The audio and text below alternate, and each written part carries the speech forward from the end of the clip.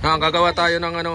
Aray ang charger ko. Cellphone ko, hoy. Gagawa tayo ng kutsarang gawa sa dahon ng niyog yan. Pag kayo'y walang kutsara Pag wala sa kay mga kutsara bukid. sa bukid, pwede yan. Yan, gaganunin lang ninyo. Yan, dalawa puputulin. Puputulin, Tapos, ate. yan, patusok. Pag na rin.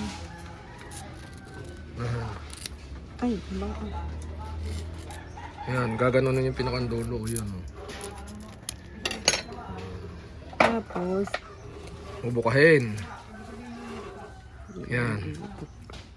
Tapos tutupi. tutupi, silok na. Yan, silok na oh. Yan ang dali. Silok na. Tikat, Kutsara, silok. Yan, kahit anong tawag gana nyo. rin. Lalagyan ng, Lalagyan ng lock. lock.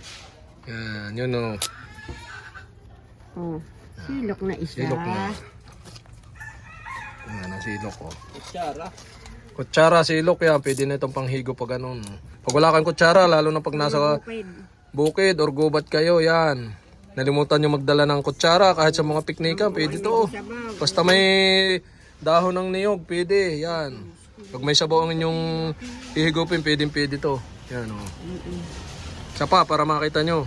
Yan, tupi lang. Bilog ang dulo. O, yung dulo, bilog. Yan. Tutupi. Tapos tupi lang yan, kutsara na. Oh, higop na higop. Ay, ganun. Yan. Yan, okay.